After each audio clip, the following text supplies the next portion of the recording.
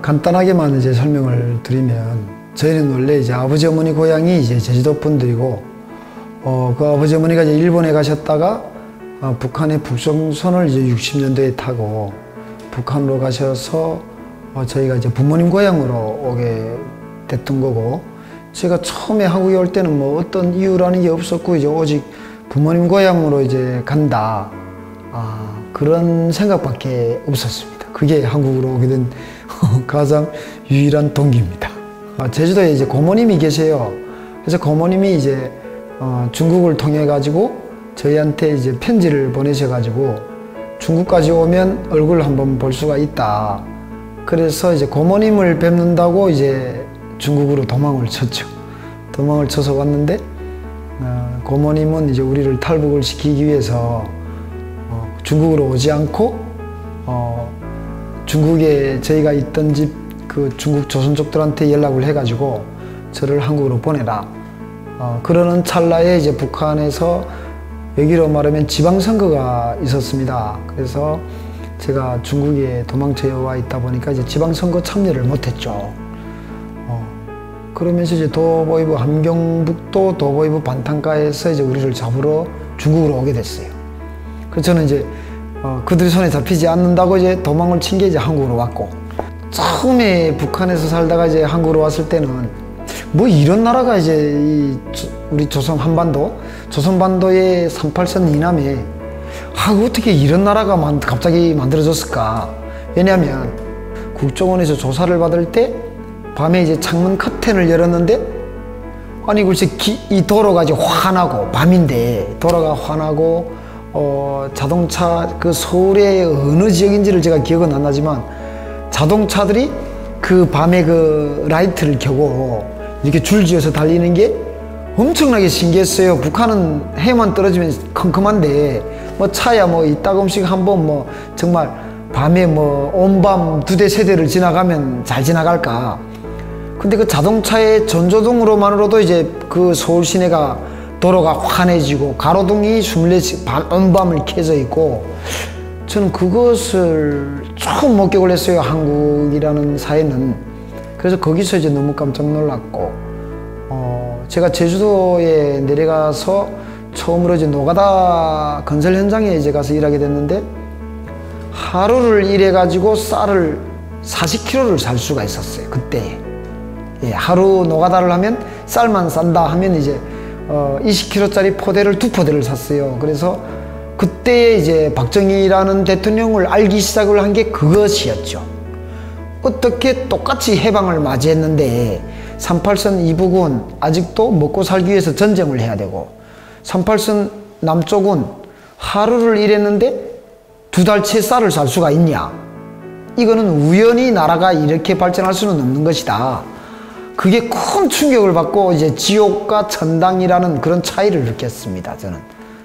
그래서 이제 한국 사회에 와서 정말 제가 여기서 다 얘기 드릴 수는 없지만 엄청난 것을 목격을 했죠. 감히 비교를 할 수 없는, 그러니까 북한이라는 사회와 이제 한국이라는 사회에 감히 비교를 할 수 없는 것을 처음부터 목격을 했습니다. 처음에 제가 이제 한국에 와가지고 뭐 북한에 부모님도 계시고 하니까 오직 머릿속에는 이제 돈을 버는 궁리밖에는 안 했습니다.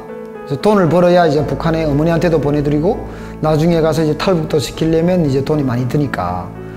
그래서 저도 한국에 와서 이제 하루에 2가지 일도 해봤고, 그러다가 이제 2012년도에 저희 형이 북한에서 잡혀가지고 이제 사망됐어요.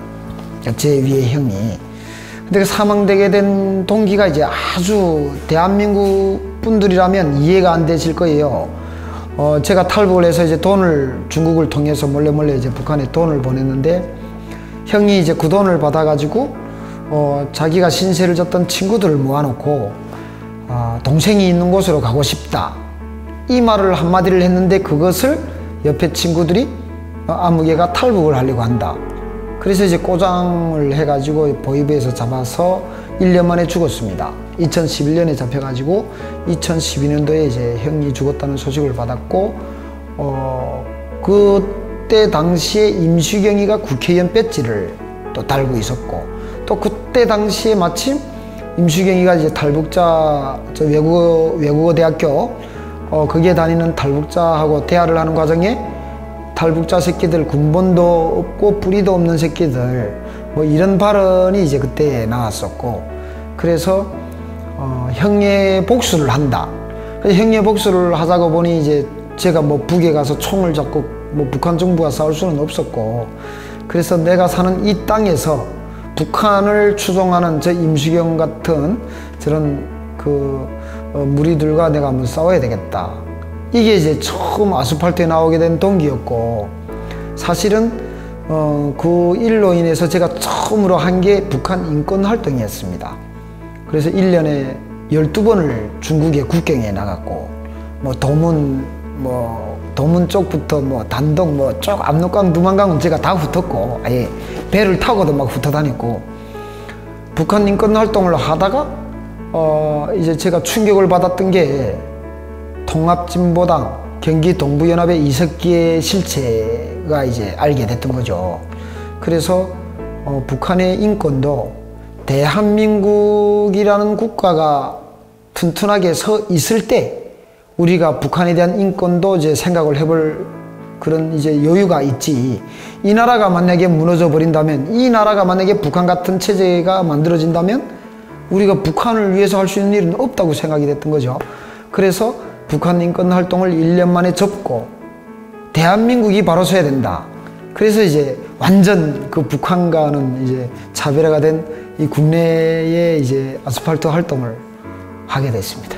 처음 저희가 아스팔트 제가 나왔을 때는 지금 나오신 분들은 뭐 그때는 당연하게 못 봤고, 그때는 이제 신의 한수의 신혜식 대표나 자유청년연합의 장기정 대표나 이제 엄마부대 조옥순 대표, 또 학부모연합의 이경자 대표나 김순희 대표, 그리고 이제 지금 우사협회 회장을 하는 이제 최대집 대표, 또 뭐 미디어워치의 변희재 대표, 뭐 이런 분들이 그때 할 때예요.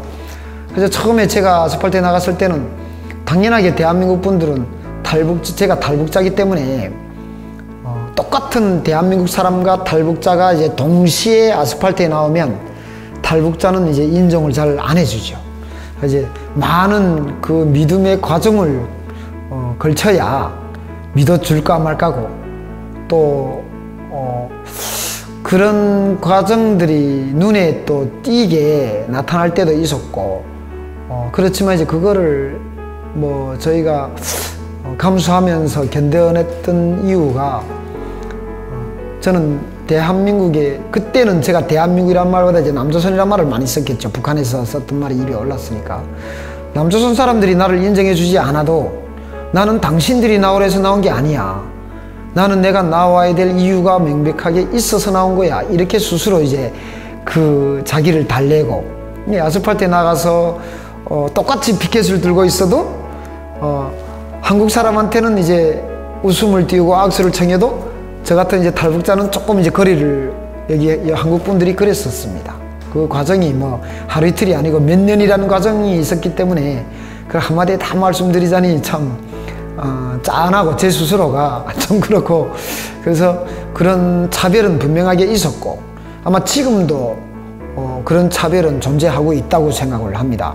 그런데 제가 견딜 수 있었던 이유는 아까 좀 전에 말씀드렸던 대로 누가 나오래서 나왔던 게 아니고 제 스스로가 나와야 될 이유가 있었고, 제가 또 여기서 쓰러지면 안 된다는 그런 또 저만의 어떤 또 이유가 또 있었고, 그래서 아마 지금까지 버틸 수가 있었던 것 같아요.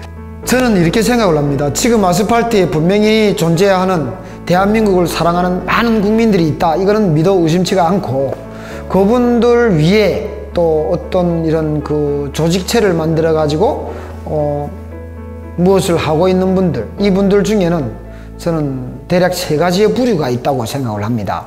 어떤 정치권에 진입을 하기 위해서 하는 부류도 있다고 생각을 저는 하고, 또 한 부류는 나라가 망하는지 안 망하는지는 전혀 관심이 없고 자기들이 어떤 개인적인 뭐 어떤 목적을 또 이루기 위해서 나온 부류가 분명히 있다고 보고, 그 다음에 부류 한 부류는 정말 대한민국이 무너져 간다고 안타까워서 가슴을 치는 부류가 있다고 생각을 저는 합니다. 그래서 그런 부류를 분명히 저는 목격도 했고, 그렇지만 그거를 낱낱이 얘기를 못 드리는 이유 중에 하나가 우리가 이제 분열보다도 단합을 많이 요구하기 때문에 문재인 정부를 끌어내리고 대한민국에 그나마 좌익보다는 괜찮은 그런 정부라도 이제 들어설 때까지 우리는 정말 할 말도 조심해야 될 부분이 있고 또 본 것을 다 말할 수도 없고 들은 것을 다 말할 수도 없어서 정말 답답합니다, 사실은.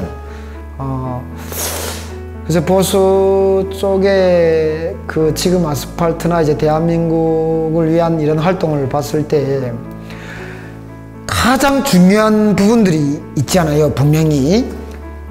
쉽게 설명을 드리면 드루킹 사건이나 이번에 그 8.5라는 또 우리 대한민국의 자랑스러운 유교의 역사를 기리려고 붙인 8.5라는 또 이런 그 호수의 이름도 중국 놈들이 감나라 변하라 하는 부분들, 저는 이런 부분들을 우리가 분명히 우리 국민들의 그 어떤 정체성을 분명히 할 필요가 있다고 생각을 하는데, 이런 부분에 대해서는 많은 국민들이 하루나 이틀이 지나면 잊어먹고 가는 경향, 이런 것들이 이제 가슴이 아파요.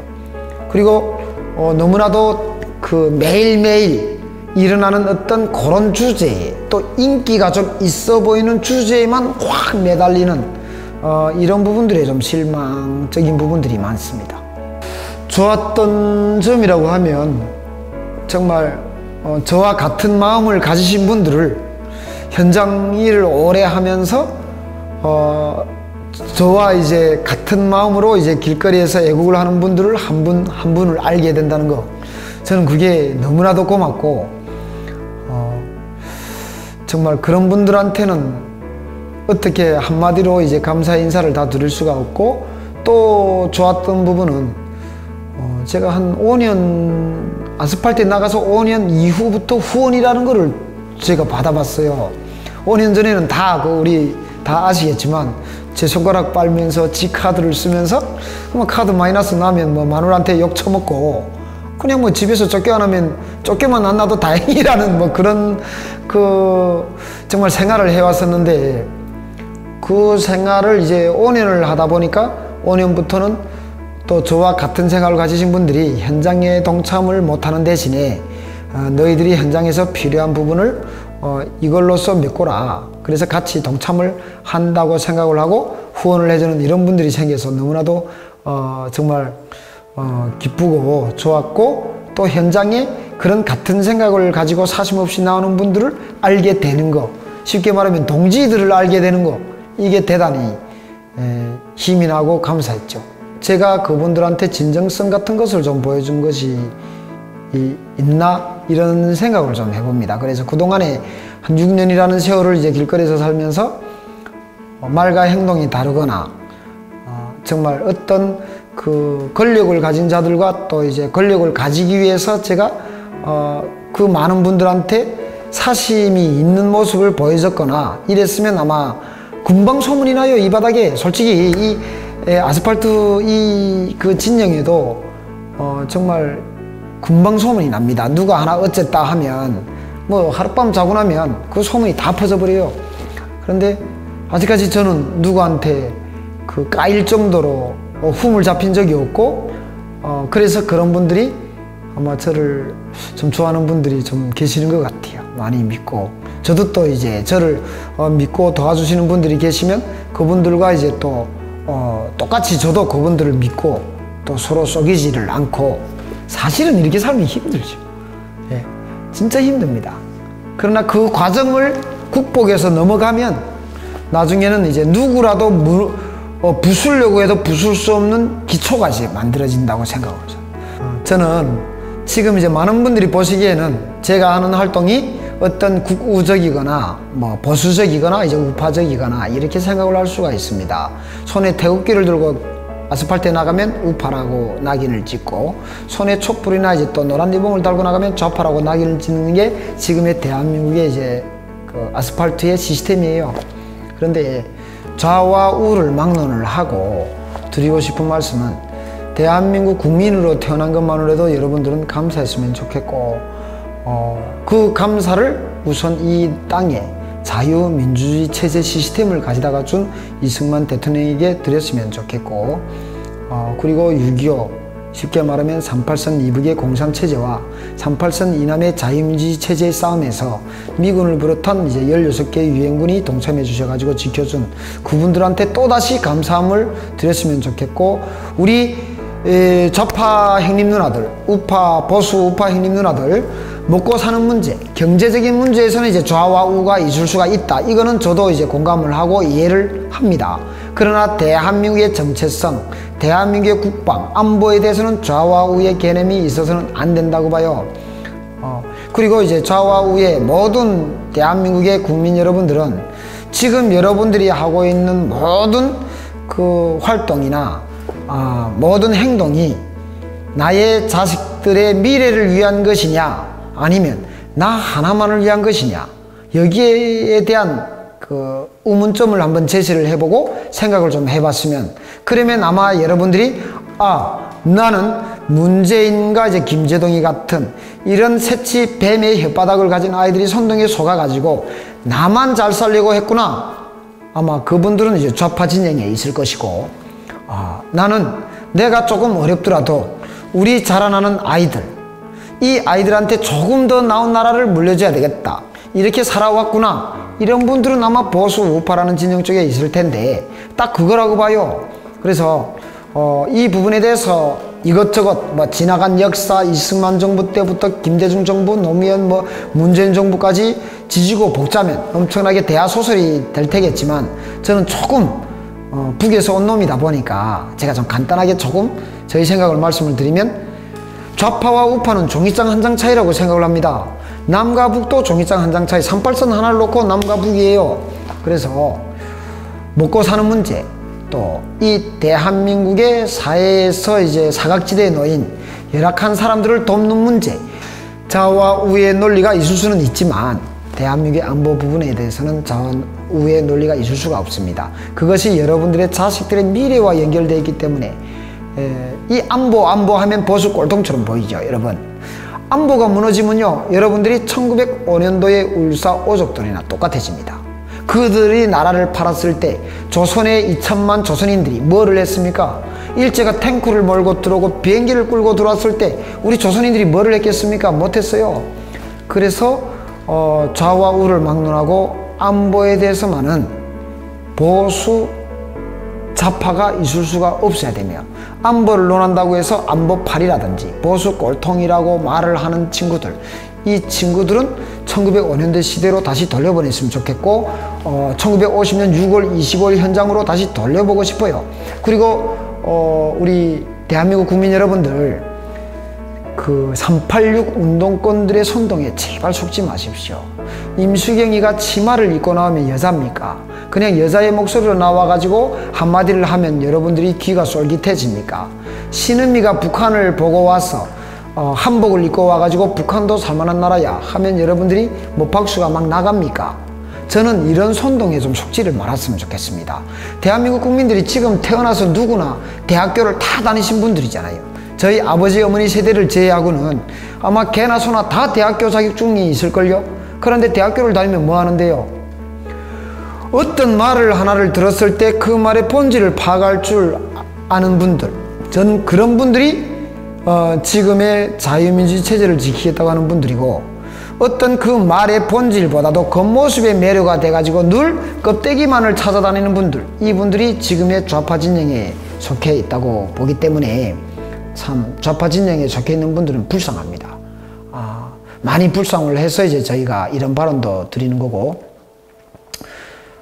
제일 간절하게 부탁을 또 한마디 드린다면, 3일이면 잊어먹는 이 단세포적인 생각을 좀 바꿨으면, 6.25 했을 때, 와! 6.25 미군이 우리를 도와줬고 중공군이 침략을 했고 하다가 내일 모레면 또 그것을 잊어먹고, 8.5라고 해가지고 여러분들이 아시겠지만 최근에 엄청나게 화제가 됐던 문제예요.